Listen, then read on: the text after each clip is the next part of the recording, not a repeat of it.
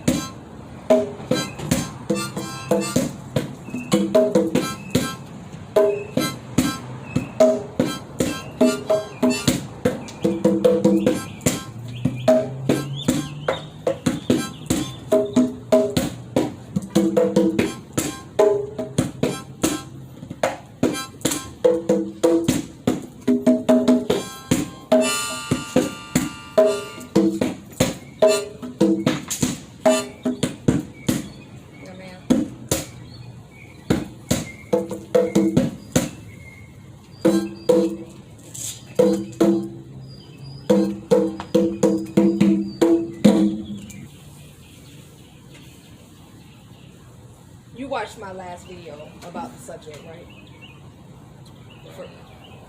About the power, how powerful your mindset is. Okay, so what's your take on that?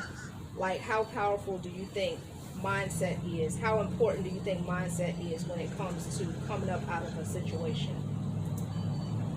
Yeah, definitely got to have a powerful mindset. Imagination is the biggest key, though. So when it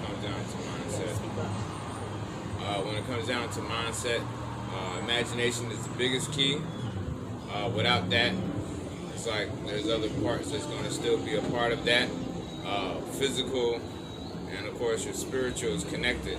So mentally, if you can't get your imagination strong, you're going to fight it for 24/7. So if you don't have a powerful mindset, it's definitely coming from, your background, your past history, your present, and what is the effect from your parents and your upbringing from that. So, yeah. Islam.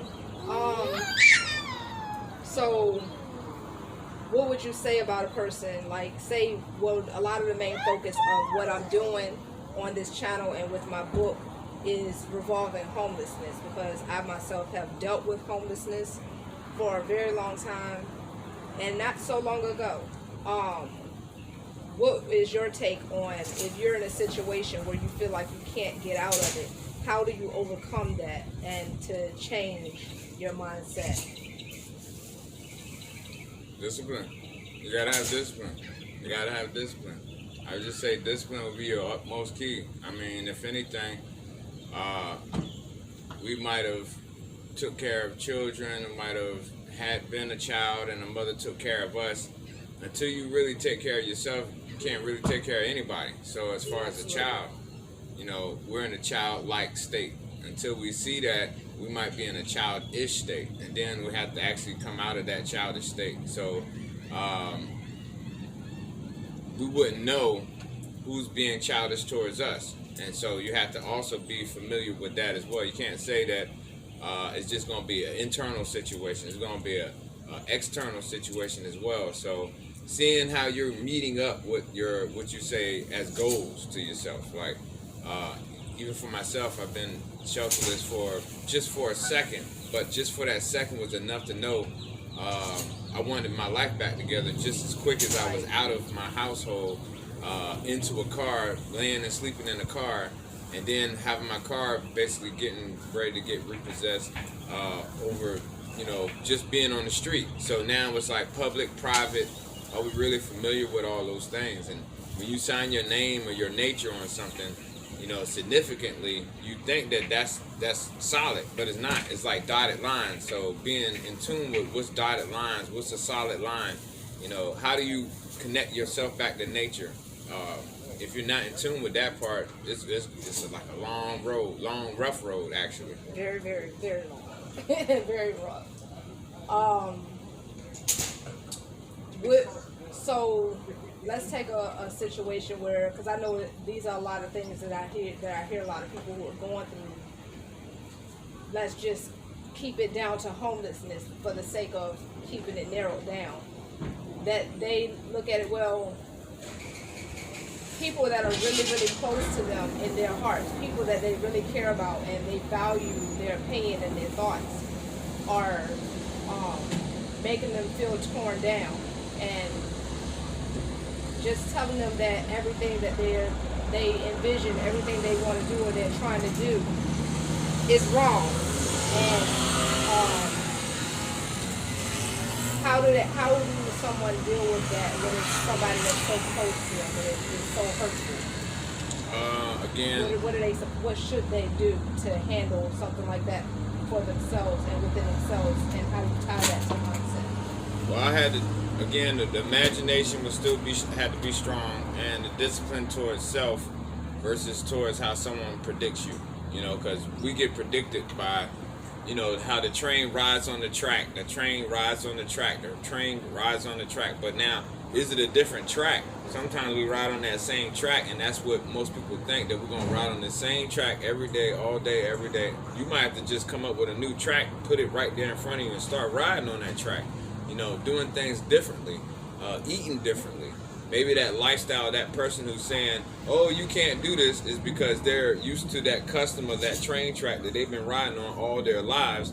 So let's say 24 hours, just like I said, everybody's granted 24 hours. So it's 3 times your 8. So 3 times your 8. I'm talking about mental, physical, and your spiritual bodies are being looked at. So either you're supervising them or they're being looked at. And so out of those 3 of the 8 hours, we're mentally, physically, and spiritually, either we're working on it or it's working on us. And so now, whoever else is not even looking at those type of aspects, it goes back to the simplest form.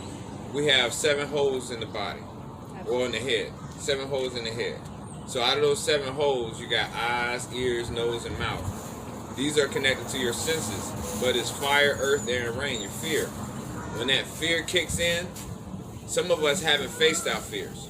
So now they got fears, not just fear. I've been taught that fear is false evidence appearing real. And that's why we have to face it, so that way you'll know what you surface. You surface, it's a surf, you surf on it, and you also face on it. So now, some people just surface stuff. Some people just speed through it, versus just actually looking at it verbatim. What is it that they're looking at? What is it that they haven't been really concentrating on? And then there's of course, the concentrating too much. So that means you got to actually not be a painter. You got to become an artist. You have to come out of the paint. Pain is connected to paint. The key word is aim. So if you aim in yourself, you also ink in yourself as anking yourself. So now it's an anchor to anger.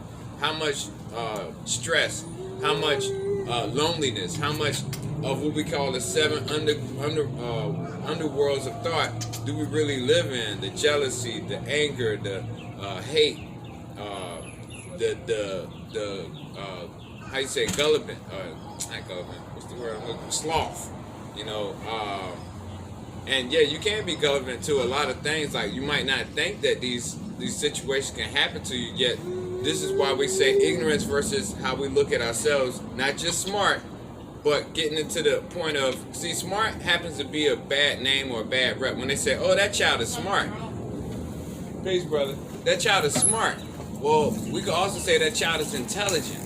Now, if that child is smart, that's only because you recorded something and now you're just a recorder. But if you're intelligent, you're going past the actual smart mechanism. You're going past the part where, oh, I learned something in class and that's the only thing I had to do. If you're using your intelligence, you go to the point of saying, you know what, I'm going to go beyond just looking at something and this is what I record. How about go past that? And this is what a lot of us just now facing. Are we really in tune to go past that other level? And that's where the seven holes really do affect. Are you really going past your fears? Are you actually going into... See, the three end up being you, your mother, and your father. And this is going to be your lifestyle that you learn until you find yourself. And then when you finally find yourself, you got your grandma and your granddad. But when you finally seen your grandma and your granddad, whose side is that on? So now you got to go see your other grandma and your granddad. So you still going to go back to seven. No matter what. Seven happens to be the point of that snake, that Libra, that Jacob's ladder. You're going back into Jakub. You're going back into the Cub self or Jah. And now you're seeing, how do you go back up the ladders? How do you go back up your steps of yourself? 7 days of the week, or 7 as in the chakras of our bodies. How do we actually open up our principles? How do we say, you know what, since masculine and feminine and there's something in the middle, I have to find how my bond is between not just gender, but also principles. Absolutely. I like how you break down things when it comes to words, like the etymology. And a lot of people don't understand or even know about etymology. So for somebody who's never heard of anything broken down like that, why do you break words? Why do you take a word and break it down like that, in that way?